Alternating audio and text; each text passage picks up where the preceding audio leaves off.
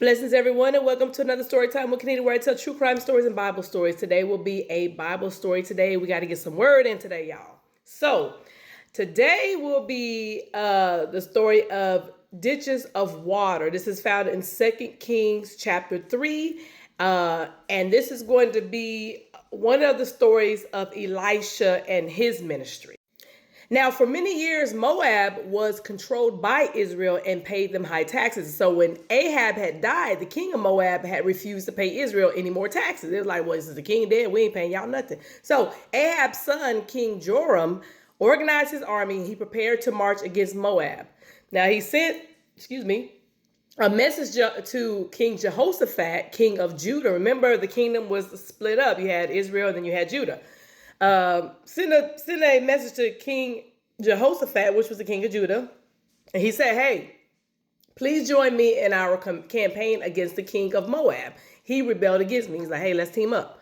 So Jehoshaphat, he agreed, and the two armies marched south of the Dead Sea and into Edom, and the Edomite army joined them as well. So all three continued their march toward Moab.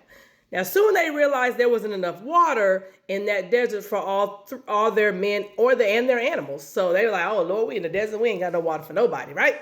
So Joram said, I think the Lord has led us here so we could all be captured by the Moabites. So King Jehoshaphat had said, because remember, he was a man after God's own heart.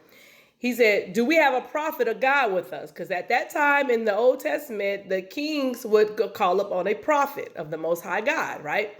So that was the prophet was the voice of God. So one of the officers had said, yes, Elisha is here. The three kings went to him, and when he saw Joram, he said, why are you coming to me? Why don't you talk to one of your idols? So Joram had said, please, I think the Lord your God had led us here so we could be captured by the Moabites. So Elisha said, if it was just you, I wouldn't give you the time of day. But I have great respect for King Jehoshaphat. So send someone with a harp. Give me some worship music so that I can go ahead and give you the revelation of the Lord. So as the harp played, the Lord gave Elisha a message for Joram. He said, dig ditches in this dry riverbed. You won't see a storm, but this riverbed will fill up with plenty of water. There will be enough for you and your animals. This is an easy thing for the Lord to do. He will also help you defeat the Moabite army, and you'll be able to capture their cities. So the next morning, the water suddenly started flowing, so much so that it flooded the land. The Moabite army got up early and looked in the direction of the three kings. The sun was shining on the water, and it made it look red. So they shouted, look at all that blood.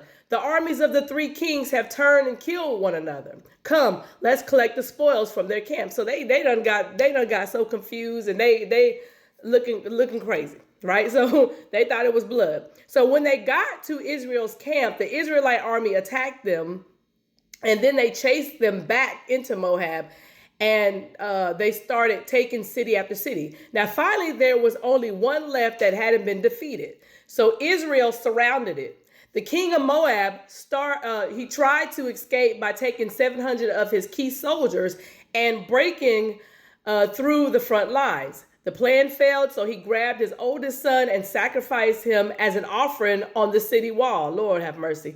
The sight of this was so horrible that the Moabite soldiers went into a frenzy of rage. Seeing this, the three armies withdrew and they went home. So the Lord not only made a way for them and made water in the desert, but he also made a way for them to win the battle. So God bless you. We'll be back with another Bible story shortly.